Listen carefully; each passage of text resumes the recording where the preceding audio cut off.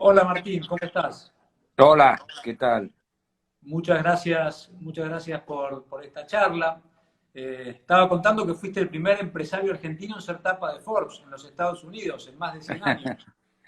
Ah, no sabía eso. Bueno, me alegro.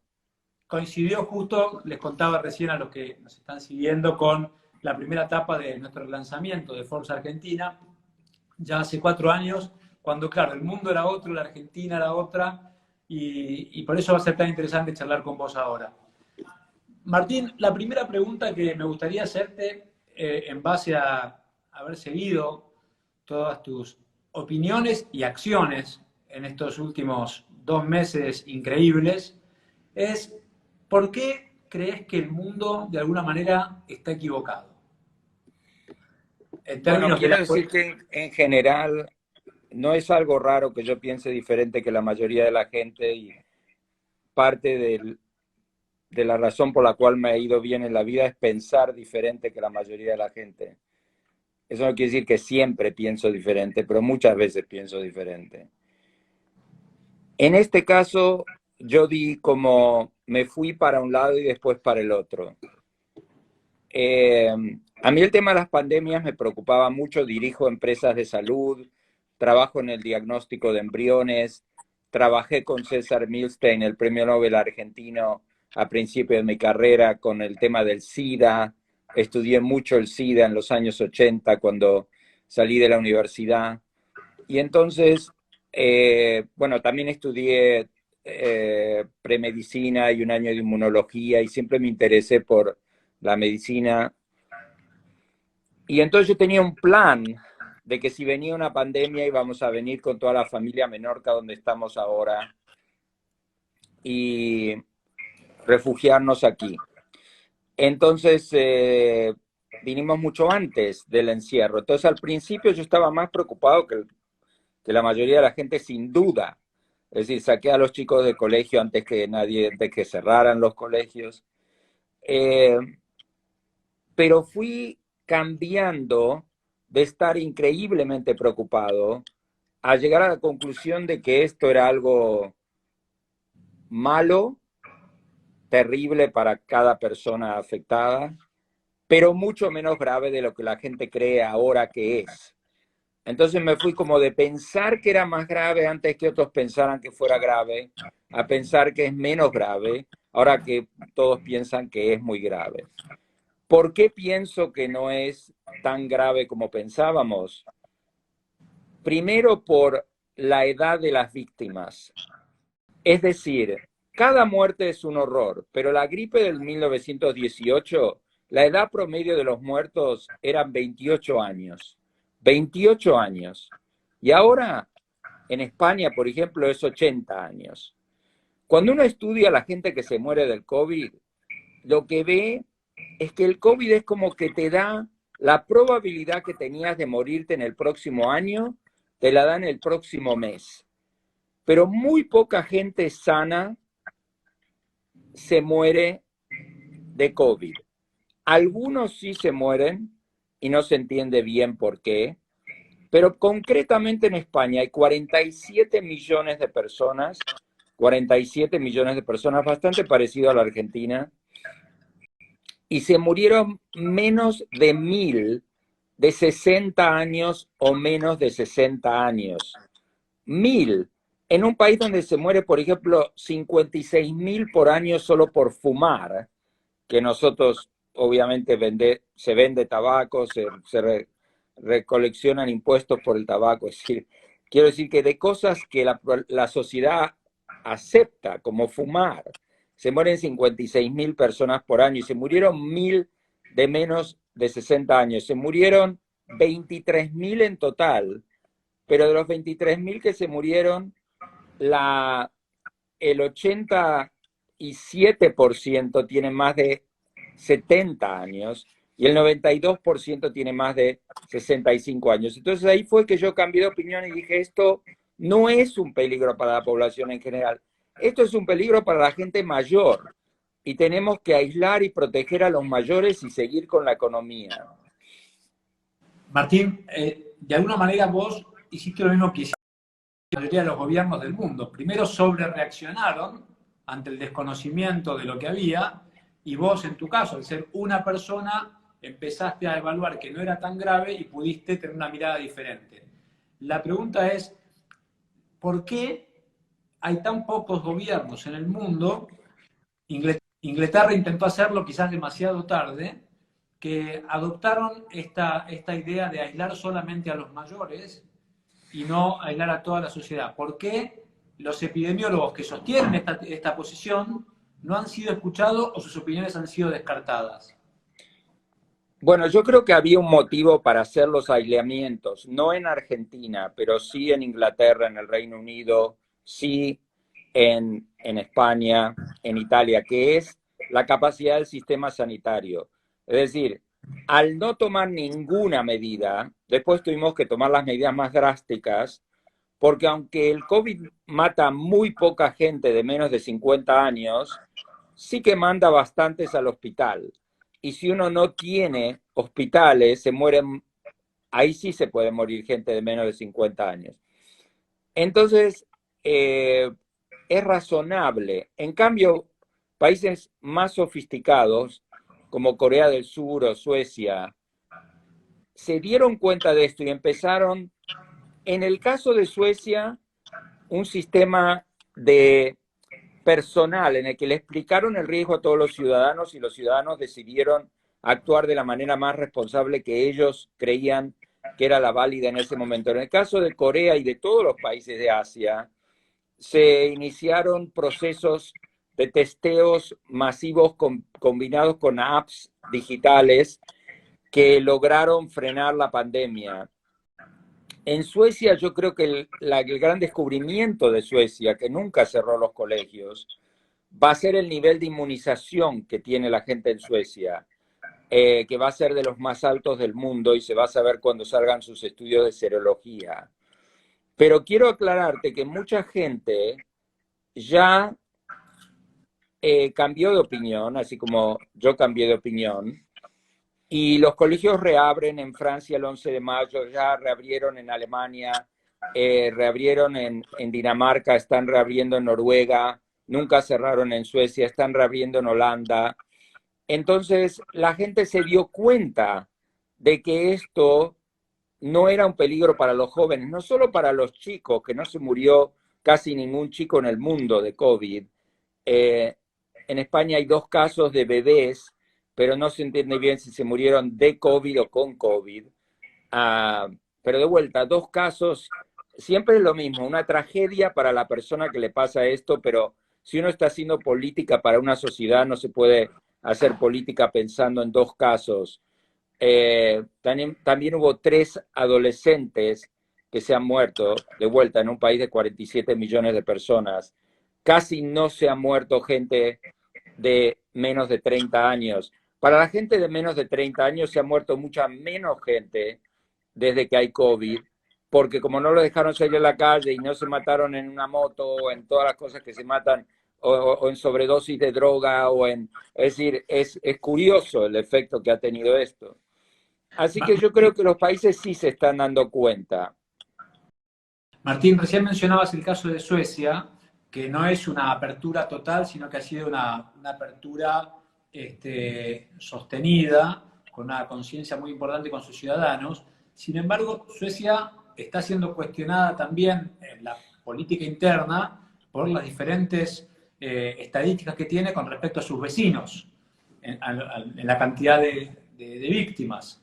Entonces, supongo que es una línea muy delgada y muy difícil a la hora de tomar decisiones de política pública cuando no solamente está la gravedad objetiva, sino el impacto que tiene político y social de ver que de pronto un día se mueren 300, 500 o más personas. En Suecia hubo unos días de 145 muertos. El último ya había bajado a 40 muertos anteayer, hoy no me fijé. Como ves, ya me sé de memoria todos los muertos de cada país del mundo. Desde que me pidió el gobierno de España ocuparme de la parte de la estrategia digital contra el COVID, me empezaron, así como antes sabía otros datos, ahora tengo estos datos de memoria. Entonces también Que tengo otros lanzaste datos una de memoria aplicación, perdón Martín, que que en sí, realidad no le hemos contado a las que nos están viendo que lanzaste una aplicación en Madrid para que la gente pueda autodiagnosticarse de alguna manera con respecto al COVID. ¿Podés contarnos un poquito? sí, la aplicación se llama Corona Madrid y el sitio se llama coronamadrid.com, se puede ver. Después salieron las mismas aplicaciones de las demás autonomías, que es como las provincias en España. Y hicimos esto con Telefónica, Ferrovial y otras empresas más. Entonces, al principio, la presidenta de la Comunidad de Madrid me pidió que liderara este esfuerzo. Ahora ha quedado en manos de Telefónica, que han hecho un gran trabajo. Y es básicamente una aplicación que te sirve para el autodiagnóstico, y le sirve a la sanidad. Sí, nosotros la hicimos, pero se la dimos al gobierno. Un poco como cuando hice Educar, que se lo di al gobierno también en Argentina. Tengo experiencia en hacer proyectos y entregarlos al gobierno. Y entonces, este proyecto quedó en manos del Gobierno Nacional de España y del Gobierno de Madrid, pero básicamente descubrimos cosas increíbles con la aplicación y por eso yo también cambié de opinión mucho lo que pensaba por los datos que vi en la aplicación. Porque el 112, que es el número de las urgencias, como el 911 en Estados Unidos, estaba saturado de llamadas y no se sabía tanto de la pandemia hasta que lanzamos la app. Cataluña también lanzó, por toda España salieron, o por muchos lugares de España salieron estas apps. Estas apps han sido usadas ya por millones de personas, tipo 4 millones de personas. Dejaron su DNI, se autodiagnosticaron, dejaron su teléfono, digamos. Son datos verdaderos. Y lo que nos pasó fue que era impresionante la cantidad de gente que daba positivo en la app por el COVID. Entonces nos empezamos a dar cuenta que el COVID era algo hipernormal, es decir, que había un montón de gente con COVID y que había mucha más de la que decía el gobierno, mucha más de los que diagnosticaban por PCR y ahí fue cuando, y además nos enteramos de que había un montón de gente por otros estudios, que por cada persona diagnosticada había muchos más asintomáticos que ni se daban cuenta que lo tenían. Entonces ahí fue como yo cambié tanto de opinión al ver esos datos y dije, pero acá debe haber un 20-30% de toda España que ya tuvo COVID. Es decir, no COVID, pero que ya tuvo el contacto con el virus. Martín, ¿cómo es que por la aplicación los asintomáticos podían llegar a detectar que tenían o habían tenido COVID? No, por la aplicación eran sintomáticos, pero también Claro. dije que otros estudios Ah, te daban unos ratios entre sintomáticos y asintomáticos. Te decían, por cada persona que tiene los síntomas hay, por ejemplo, 3 más que ha tenido COVID y no tiene los síntomas. Entonces, cuando empezamos a hacer esos números, empezamos a ver que en España debería haber 15 millones de personas que ya estuvieron contagiadas. Y de ahí salió el tema de que el COVID es muchísimo más contagioso de lo que se piensa, porque España tuvo el encierro más respetado del mundo, según los datos de Google, que sacaron los datos de cómo, es decir, un teléfono móvil se movía por toda la ciudad y se deja de mover, se piensa que la persona está confinada. Entonces España es el país más confinado del mundo, pero al mismo tiempo más casos por millón del mundo, como que el virus era increíblemente contagioso, solo por salir al supermercado, así igual se contagiaba la gente, pero después se vio que era muchísimo menos letal, mucho menos peligroso, salvo en los segmentos de más de 70 años. Y ¿cuál ahí es la salió estimación que, actual, Martín, de letalidad que vos manejás con los estudios que estás viendo? mira, lo que yo pienso, y es un margen que se puede podría variar, pero yo diría que en un país como España, al pasar esto por todo, yo pienso que se han muerto 23.000 personas y esto ha pasado por más o menos un 20 a 30% de la población y se calcula que hasta que no lo tenga el 70 no se consigue la inmunidad de la manada. Eso significa que probablemente España va a llegar a algo así como el doble de muertos que tuvo hasta ahora, unos 46.000, edad promedio 80 años, que van a fallecer hasta que esto pase por toda la población. Y eso sería un 1 por 1000. Entonces sería un 1 por 1000, pero entre población de menos de 65 años sería como 1 por 10.000. Quiero aclarar que una persona de 40 años tiene una chance en 500 de no llegar a los 41, ¿ok? Porque cuando uno maneja estos números es muy difícil explicar a la gente, no, pero tienes que pensar en todas las otras cosas que te pueden matar. Porque lo obvio es, primero que nos matamos, todos nos vamos a morir. Todos nos vamos a morir. Número uno. Entonces, número dos, se mueren en España 420.000 personas por año. Entonces, cuando uno piensa en estos números, tiene que decir, claro que el COVID es una tragedia, pero ¿mata más que el cáncer? No. ¿Mata más que el tabaco? No. ¿Mata más que las enfermedades coronarias? No. Y además todas esas otras matan todos los años. Todos los años se muere la gente de cáncer, todos los años se muere la gente de ataque al corazón. Y esto va a ser un año. ¿Es una tragedia? Sí. Hay que destruir la economía por esto, destruir el sistema de sanidad, destruir el gobierno, destruir todo, porque si uno tiene un encierro eterno como están teniendo ahora en Argentina, se destruye todo. Por supuesto que no. Y en Argentina mucho menos, porque en Argentina no hay, nadie le interesa salvar a la Argentina, lo lamento, pero es así. En Europa, en España todavía podemos pedirle a Alemania que nos salve,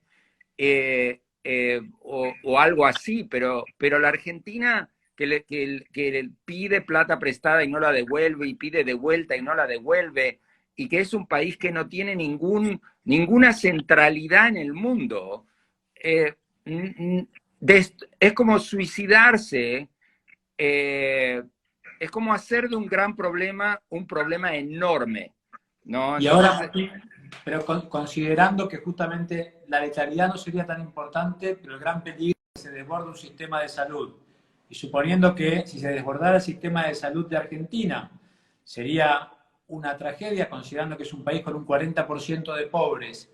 ¿Qué medidas imaginás vos que sí se podrían adoptar en un país emergente con estas cifras a comparación de los países del primer mundo?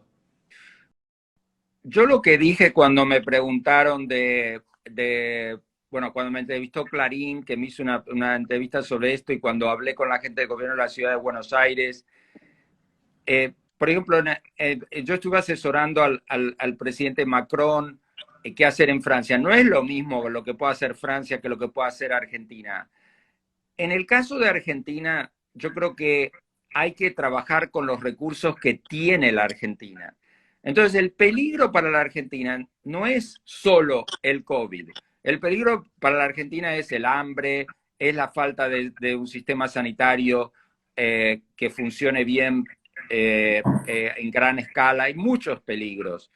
Entonces, vuelvo a lo que dije en el artículo de Clarín, que fue que como el 92% de la gente que muere tiene más de 65 años, que lo que hay que hacer es aislar, pero no encerrar con la policía que te está vigilando. No, eso no. Hay que hacer una cadena solidaria en la cual se ayuda, se le deja la comida fuera de la casa a la gente mayor, se le hace la compra, se los ayuda, que se les va a la farmacia, se hace todo lo que se puede por la gente mayor. La Argentina sí podría tener voluntarios jóvenes que ayuden a la gente mayor, y el resto de la gente manteniendo distancia social, haciendo lo posible para distanciarse. Por ejemplo, el transporte público es un peligro significativo, caminando más, usando más bicicleta, haciendo lo que sea para evitar situaciones de aglomeraciones, prohibir los partidos de fútbol, prohibir cualquier cosa donde se junta mucha gente, pero no un restaurante, sino un lugar donde se junta mucha gente, ¿no? Entonces, se Martín, pueden tomar medidas sin destruir el país.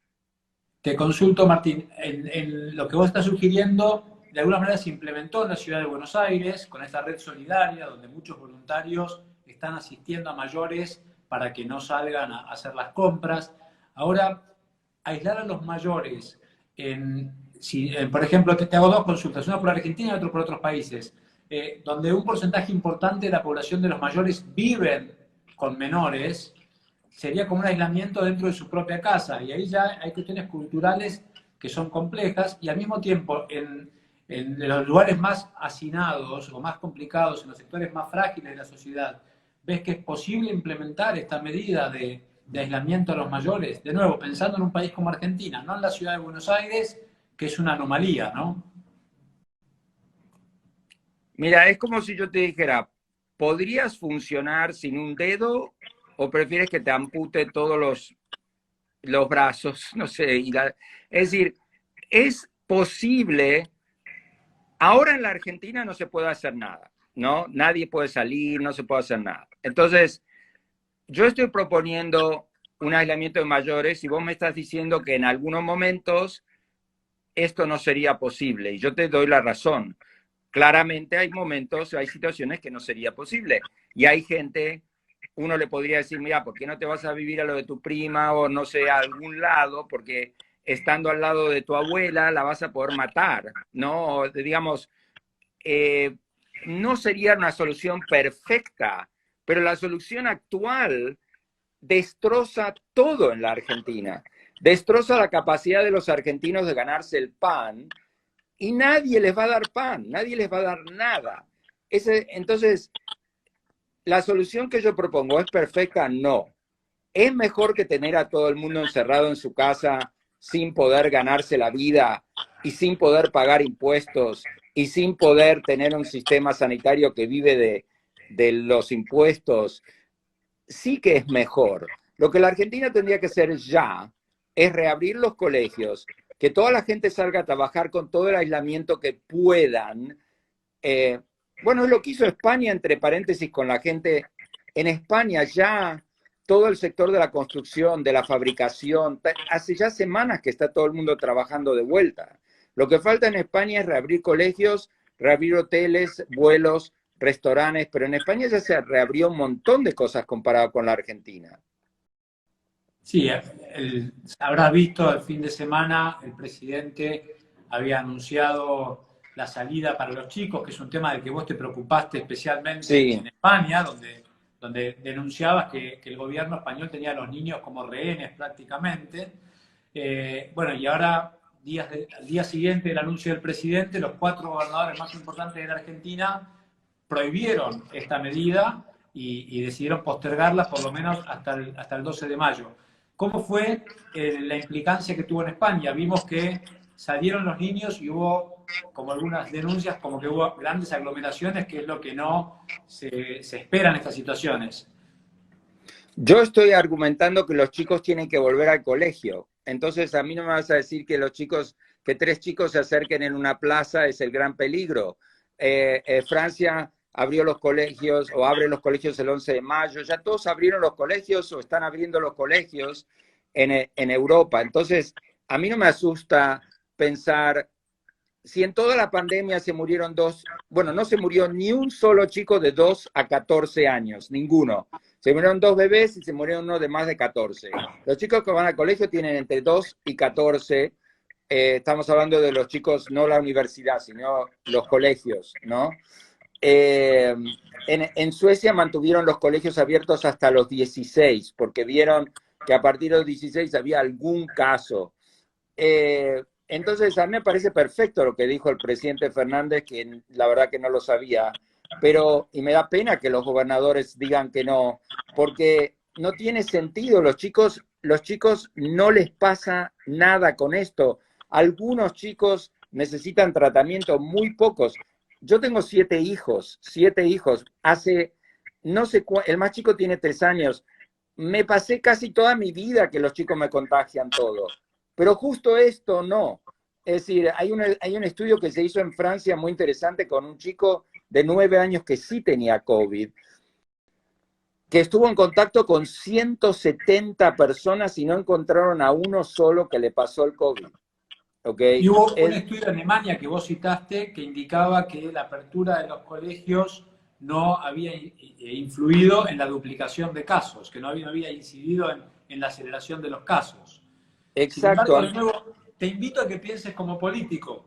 ¿Es para un gobernador viable tener digamos, avanzar en este sentido cuando la preocupación en general es que los niños finalmente lo que sean transmisores del virus que contagien sí a la población de riesgo? En países donde, de nuevo, no es tan fácil aislar a los mayores de los menores. Yo Ponete en la creo, piel del gobernador. ¿Vos crees que también lo harías? yo creo que la Argentina es un caso insólito, insólito. Uruguay es un gran ejemplo. Uruguay siempre tiene mi respeto, porque los uruguayos saben hacer las cosas mucho mejor que los argentinos. De la Argentina no se puede creer porque casi no tiene muertos. Entonces, es ya como pelearse con un fantasma. Por lo menos en España nos estamos peleando contra un verdadero peligro, ¿no? Entonces, lo de la Argentina para mí es inexplicable. Se está destruyendo el país, destruyendo.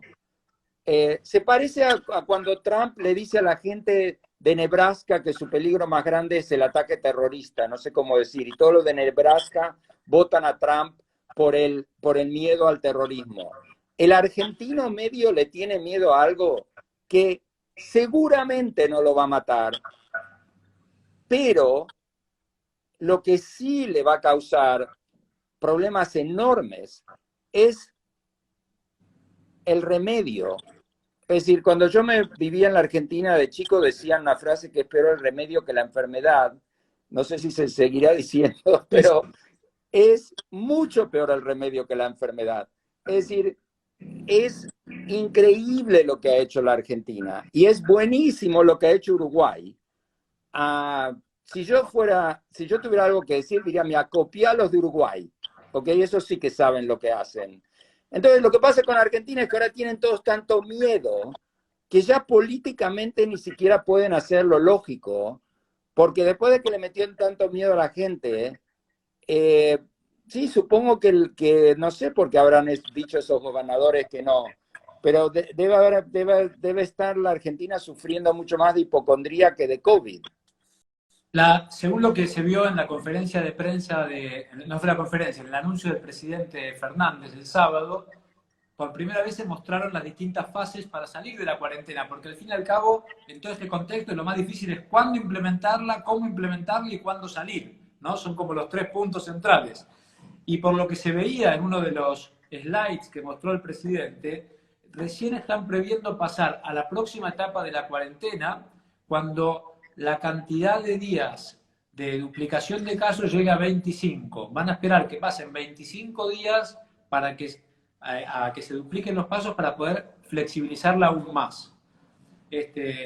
Vos estás viendo que se manejan cifras similares en otros países. Israel acaba de abrir su cuarentena. Yo lo que pienso es que hay que aislar a los mayores, aislar a la población de riesgo.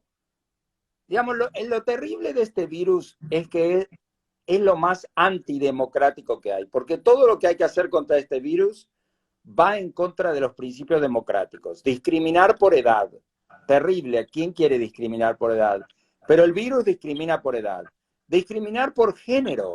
Por ejemplo, se le podría decir a las mujeres de 60 y a los hombres de 50 que salgan, no a los hombres de 50 y las mujeres de 50, porque mata mucho más a los hombres que a las mujeres este virus. Pero es muy difícil decir, no, las mujeres. Entonces lo que hizo Israel, volviendo a tu pregunta, dijo, vamos a hacer un sistema de puntajes. Hicieron un sistema de puntajes.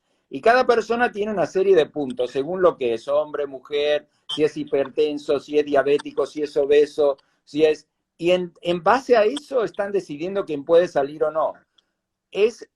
Suena terrible, suena totalmente antidemocrático, pero desde el punto de vista médico es súper razonable lo que están haciendo.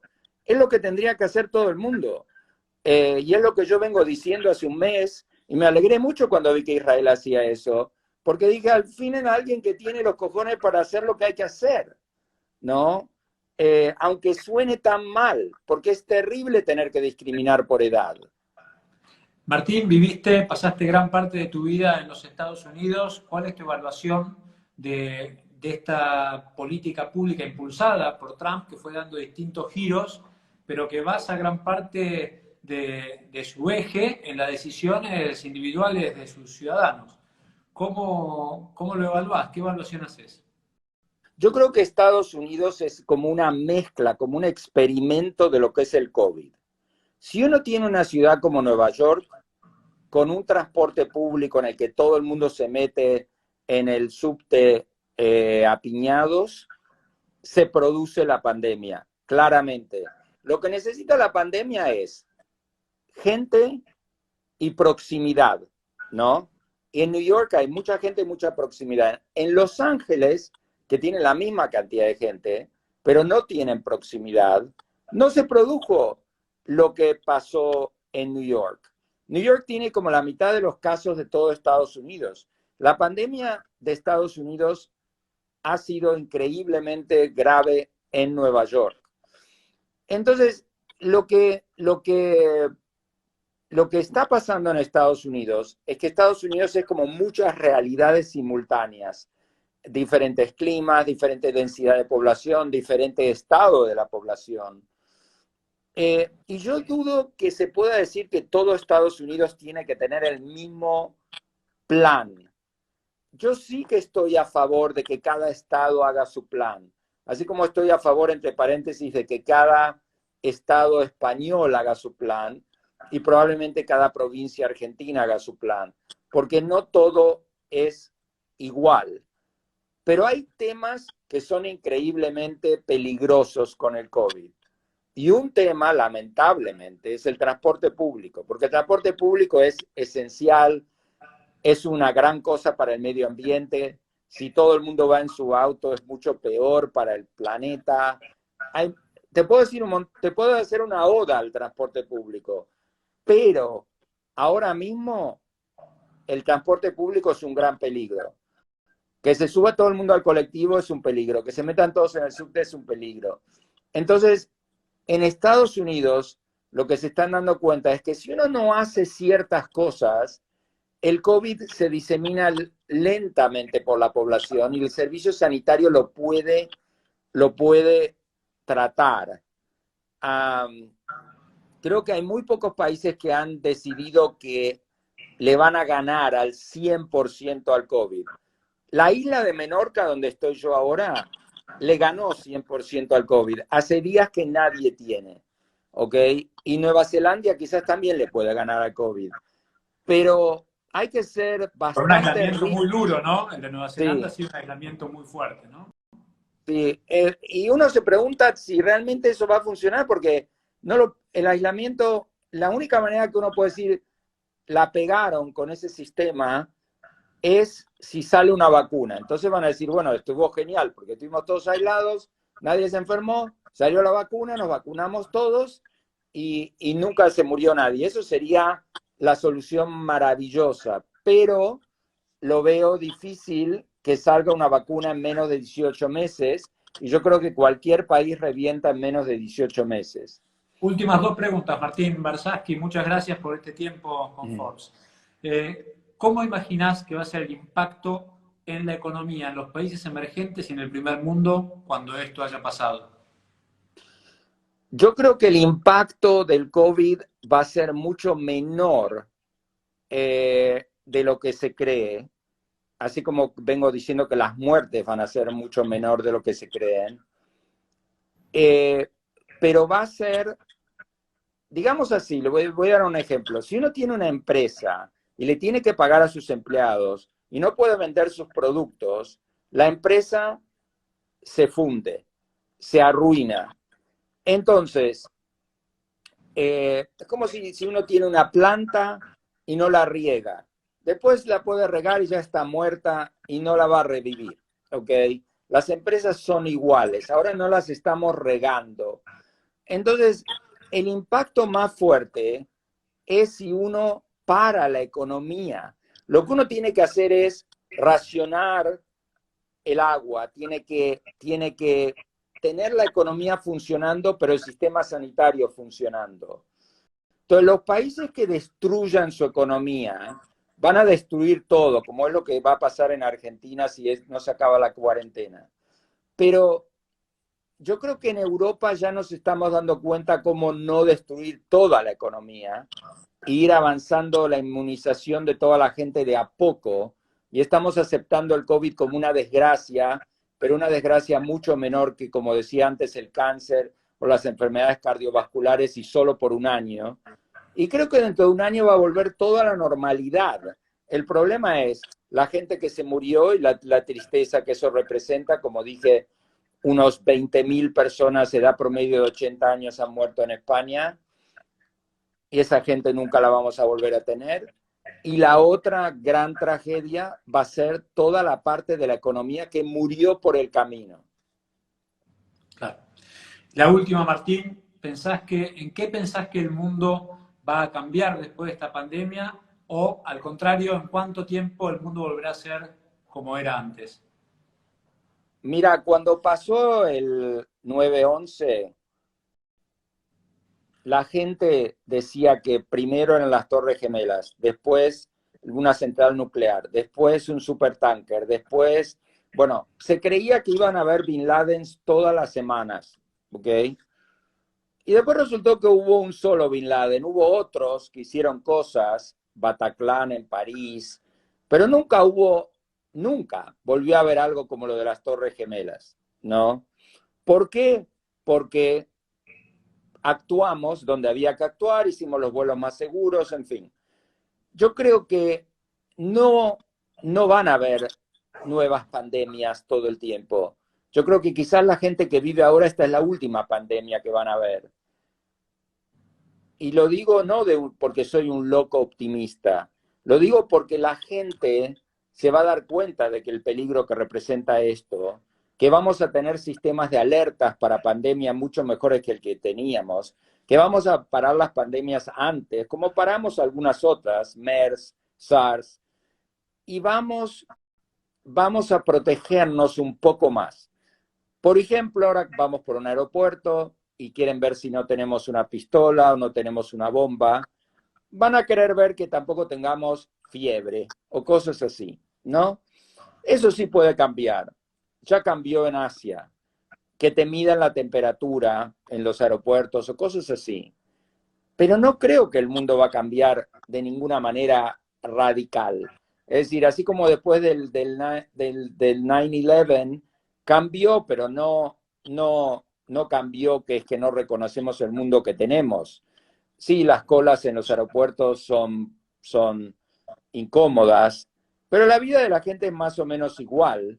En España, cuando hubo ese ataque de Atocha, se pensó que quizás eso era un golpe fulminante al transporte público. Bueno, no fue un golpe. Así con lo fácil que es para un terrorista ir y poner una mochila y matar a todo el mundo en un tren, por suerte no lo hacen. No sé cómo decir, es algo que ocurre muy poco. Entonces yo, que soy una persona de naturaleza optimista y que me ha ido bien siendo optimista, hay gente que dice que los emprendedores somos todos paranoicos. Yo no me considero paranoico, me considero realista. Y así como tuve mucho miedo al principio de esta pandemia y ahora no tengo más, es por los datos. Si a mí me hubieran mostrado otros datos, yo tendría otras reacciones. Las que no se conocía. No se conocían, exacto. Martín Barsaski, muchísimas gracias por esta charla con Forza Argentina. No, encantado de estar con ustedes. Hasta luego. Gracias a todos por haber seguido esta charla junto con Martín. Vamos a subirla a forzaargentina.com para que la puedan leer y compartir. Y los esperamos entonces esta semana con más encuentros y más charlas en este ciclo de Forbes. Gracias a todos por estar aquí.